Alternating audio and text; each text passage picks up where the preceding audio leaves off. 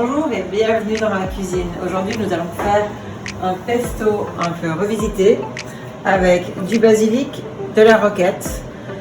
À la place des pignons, j'ai pris des noix de cajou qui sont un petit peu plus chères, un petit peu moins chères et puis plus faciles à trouver. Ici il y a de la levure de bière, on va voir, je vais vous expliquer pourquoi après. Un peu de bouillon, donc on va faire le pesto un tout petit peu plus léger que les pestos classiques. À la fin, je vais peut-être rajouter un peu d'artichaut qui est très très bon pour le foie, du pecorino pour remplacer le parmesan parce que je préfère le pecorino qui est beaucoup plus digeste que le parmesan, un peu d'ail, du citron et un peu de zeste de citron, du sel et du poivre.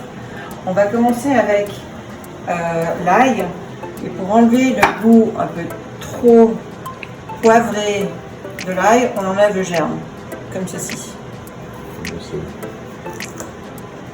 Voilà. La deuxième chose qu'on va faire,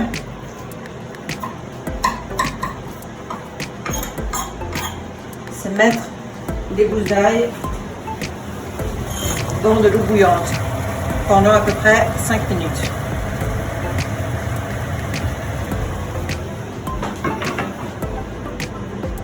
Deuxième étape, je vais prendre un petit peu de bouillon et le mettre en bas dans le mixeur, juste pour donner une petite base.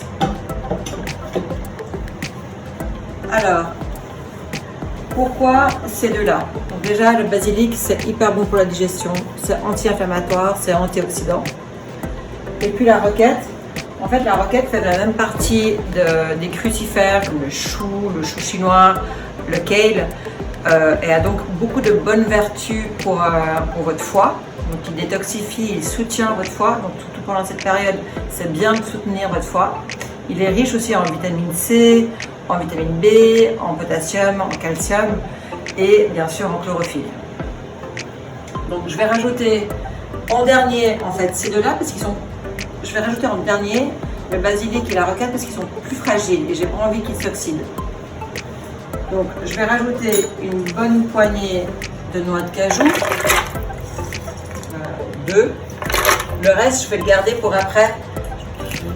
Ils sont grillés, oui ils sont grillés, c'est pour faire ressortir un petit peu le côté fumé. Et puis là je vais en garder un petit peu pour mettre après sur mon plat. Je rajoute déjà un petit peu de citron. Et maintenant, je vais rajouter, je vais mixer. Donc je couvre et je mixe.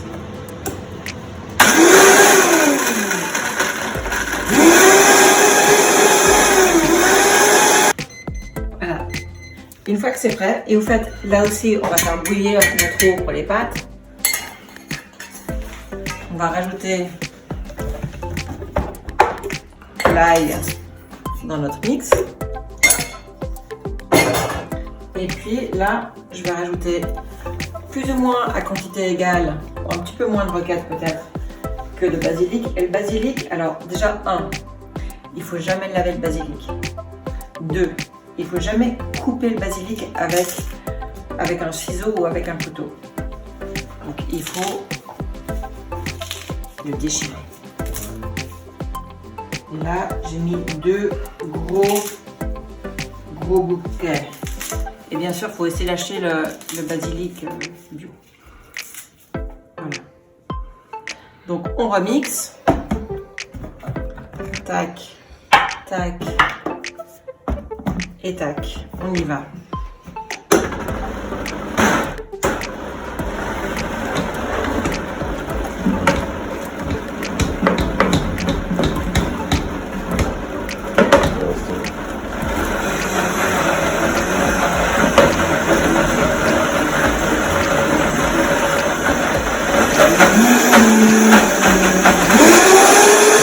Donc là, en fait, je vais rajouter encore un tout petit peu de noix de cajou. Je vais rajouter ici mon pecorino. Je vais ajouter aussi le sel, le poivre, beaucoup de poivre. Et ici, en fait, je vais rajouter un petit ingrédient secret, les petits pois. Donc, je mets une petite poignée de petits pois. Les petits pois sont riches en protéines, hein, donc c'est super de rajouter un petit peu de protéines à votre pesto. Ici, je vais mettre un petit peu d'huile d'olive.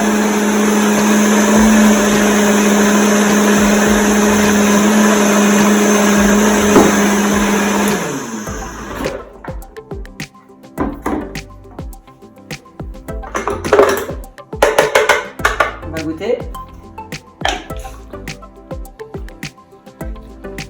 C'est tout bon apparemment. Donc là, on a déjà notre base de pesto. Ce qu'on peut aussi ajouter encore, c'est, j'ai oublié, mon petit zeste de citron.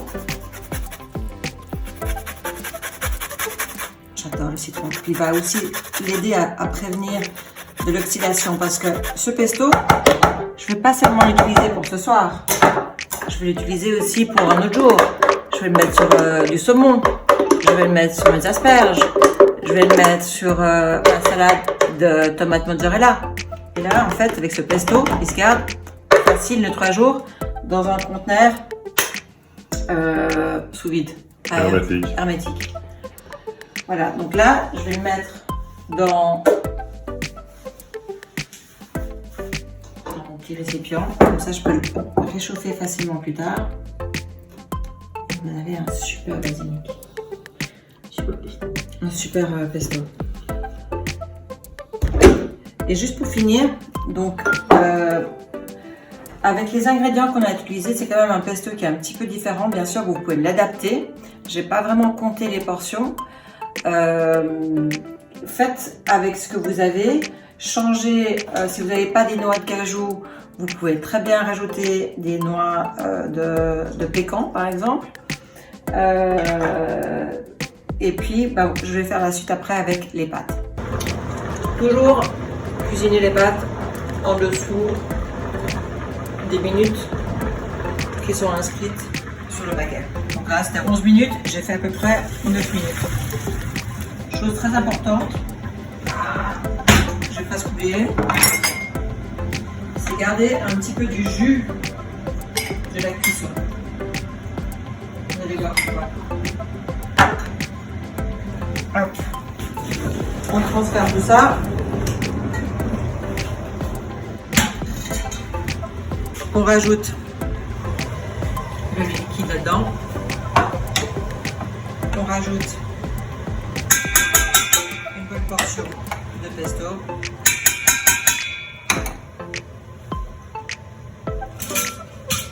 Et on rajoute les pâtes.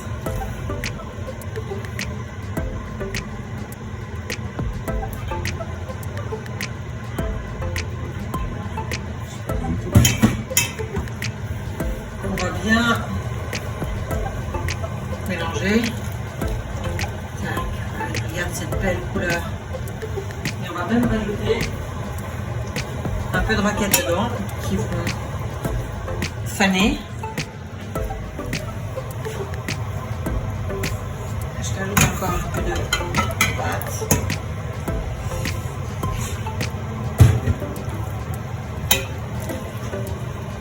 Je rajoute encore un peu de pesto.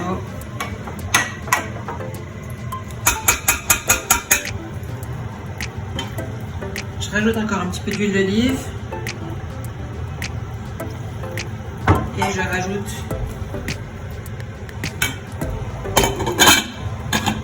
le couvercle de minutes pour qu'on finisse un petit peu la cuisson. Une fois que vous avez laissé recouvrir un petit peu, regardez cette belle couleur.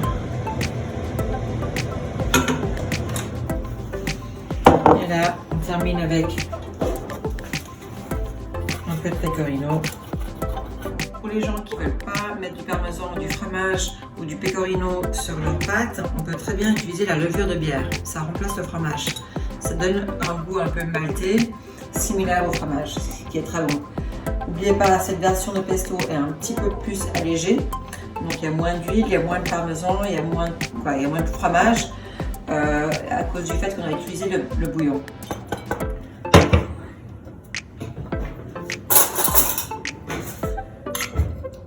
Quelques artichauts, si vous aimez les artichauts.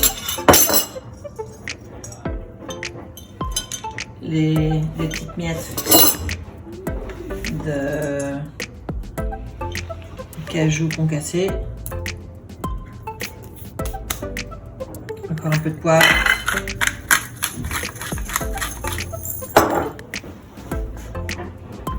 Encore un petit coup de zeste. Et c'est parfait. C'est parti.